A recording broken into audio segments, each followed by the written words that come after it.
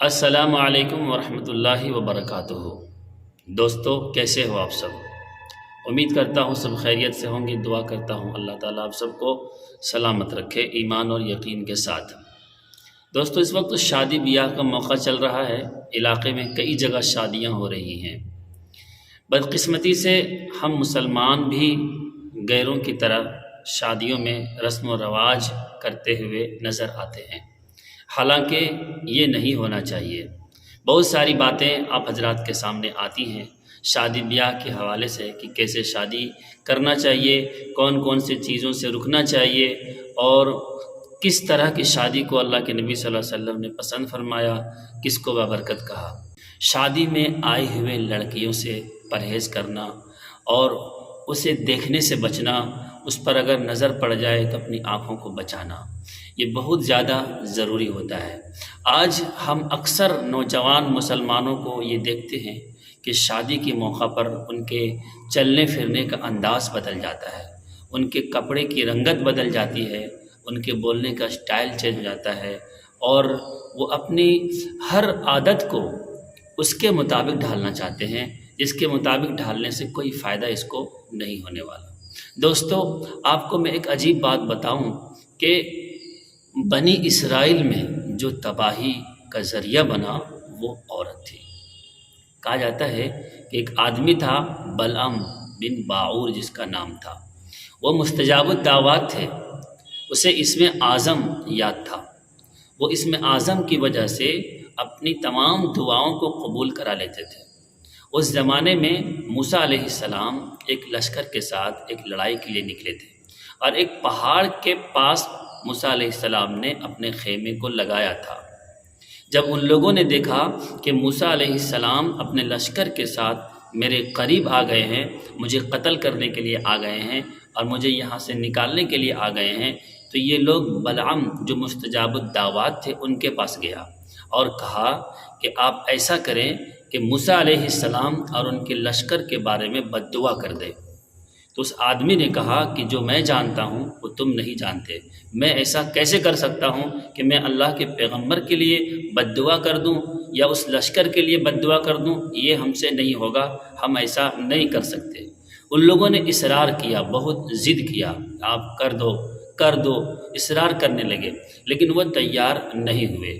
جب بہت زیادہ اصرار ہوا تب اس نے کہا کہ ایسا کرتے ہیں، استخارہ کر لیتے ہیں، اگر استخارہ میں بات آ گئی کہ بد دعا کرنا ہے تو میں کر دوں گا۔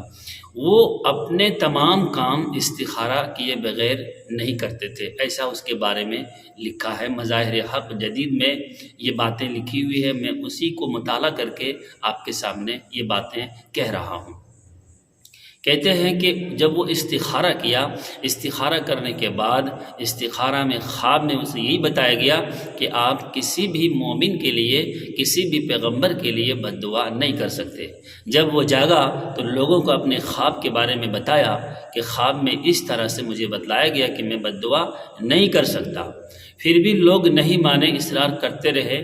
پھر لوگوں کے دماغ میں ایک اپائے سوجھی، وہ کیا کہ لوگوں نے بہت سارا مال، پیسہ، ہدیہ، تحائف جمع کیا اور اس کے پاس لے کے گیا اور کہا کہ یہ آپ رکھ لیجئے اور بدلے میں بد دعا کر دیجئے۔ بہت زیادہ جب ضد کرنے لگا تو وہ آدمی بد دعا کرنے کے لیے تیار ہو گیا۔ بد دعا کرنے کے لیے تیار ہونے کے بعد اپنے کچھ لوگوں کو لے کر وہ موسیٰ علیہ السلام کے لشکر کی طرف جانے لگا اور اس پہاڑ پر چڑھ کر بد دعا کرنے کے ارادے سے پہاڑ کی طرف جانے لگا، ایک گدھے پہ سوار ہو کر۔ کہتے ہیں کہ کچھ دور جانے کے بعد گدھا رک گیا، گدھا چل نہیں رہا تھا۔ یہ آدمی بار بار گدھے کو چلانے کی کوشش کرتا، اسے آگے لے جانے کی کوشش کرتا، لیکن وہ گدھا بار بار رک جاتا تھا۔ بالاتفاق گدھے کو اللہ رب العالمین نے قوت گویائی دی اور کہا کہ بلعم تم کہاں جا رہے ہو؟ تمہیں کیا نظر نہیں آ رہا؟ تم مجھے ادھر لے جانے کی کوشش کر رہے ہو، حالانکہ اللہ کے فرشتے میرے پیر کو پکڑے ہوئے ہیں، وہ مجھے آگے جانے نہیں دیتے۔ کہتے ہیں اتنا سننے کے بعد بھی وہ آدمی نہیں رکا اور گدھے کو چھوڑ کر پیدل چلنا شروع کیا اور پہاڑ پر چڑھ گیا اور بد دعا کرنا شروع کیا۔ جیسے ہی بد دعا کرنے کے لیے اس نے سٹارٹ کیا، شروع کیا، تو موسیٰ علیہ السلام کا نام اس کی زبان پر آ ہی نہیں رہا۔ بلکہ جب بھی موسیٰ علیہ السلام کا نام وہ لینا چاہتے تھے تو وہ اپنا ہی نام اور اپنے ہی قوم کے لوگوں کا نام اس کی زبان پر آ جاتا تھا۔ لوگ پریشان ہو گئے، کہا کہ بھائی میں تم کو اتنا دولت مال اس لیے دیا ہوں تاکہ تم موسیٰ علیہ السلام کے لیے بد دعا کرو، تو الٹا تم ہمارے لوگوں کے لیے بد دعا کر رہے ہو۔ بالآخر اس نے بد دعا کرنا بند نہیں کیا۔ لکھا ہے کہ پھر تھوڑی دیر کے بعد اس کی زبان اس کے منہ سے نکل کر سینے پہ آ گئی۔ پھر اس نے کہا کہ میری تو دنیا اور آخرت دونوں برباد ہو گیا۔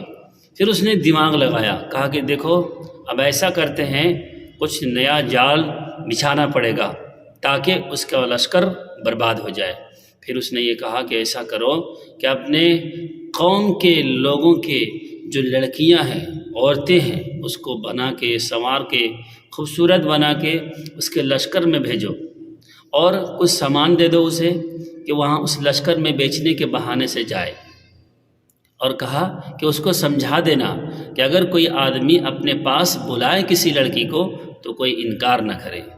بالآخر یہی کیا، اپنے گھر کی عورتوں کو تیار کیا اور بنا کر سنگار کر کے خوبصورت بنا کر اس سامان اسے دے کر بیچنے کے بہانے سے اس کے لشکر میں بھیجا۔ اس کے بعد موسیٰ علیہ السلام کے لشکر میں ایک سردار نے ایک لڑکی کو دیکھا اور اس کا دیوانہ ہو گیا، اسے پسند آ گیا، اس لڑکی کے قریب گیا، اسے وہ پکڑ لیا اور موسیٰ علیہ السلام کے پاس لے کے گیا اور کہا کہ اے موسیٰ، کیا اس عورت کو آپ میرے لیے حرام کرتے ہو یا میرے لیے جائز ہے؟ موسیٰ علیہ السلام نے کہا کہ یہ عورت تمہارے لیے حرام ہے، اس کے قریب مت جاؤ۔ اس کے بعد بھی وہ آدمی موسیٰ علیہ السلام کی بات نہیں مانا، اس عورت کو اپنے خیمے میں لے گیا اور اس کے ساتھ غلط کام کیا، اس کے ساتھ زنا کیا۔ اس کے بعد کیا ہوا؟ اللہ رب العالمین کا قہر نازل ہو گیا، قہر الہی کی صورت میں نازل ہوا، اور لکھا ہے کہ 70,000 آدمی تباہ اور برباد ہو گئے، ہلاک ہو گئے۔ پھر اسی لشکر میں ہارون علیہ السلام کا ایک پوتا بھی تھا، بہت طاقتور انسان تھا، مضبوط جسم والا انسان تھا۔ جب اس نے یہ دیکھا کہ لوگ مر رہے ہیں، ہلاک اور تباہ برباد ہو رہے ہیں، تو اس نے محسوس کیا، پتہ لگایا کیوں ایسا ہو رہا ہے، تو پتہ چلا کہ ایک لڑکی کے ساتھ غلط کام ہوا ہے، جس کی بنیاد پر، جس کی نحوست پر پورے لشکر میں 70,000 آدمی تباہ و برباد ہو گیا۔ پھر وہ اس کے خیمہ میں گئے اور اس سردار کو بھی اور اس عورت کو بھی قتل کر دیا۔ اس کے بعد یہ وبا ختم ہو گئی۔ عورت ہی وہ فتنہ ہے جس کے وجہ سے کئی سارے لوگ اپنے گھر کو، اپنے دوست و احباب کو، اپنی اس ماں کو جس نے بچپن میں اسے پالا پوسا بڑا کیا، ان ساری محبتوں کو قربان کر دیتا ہے۔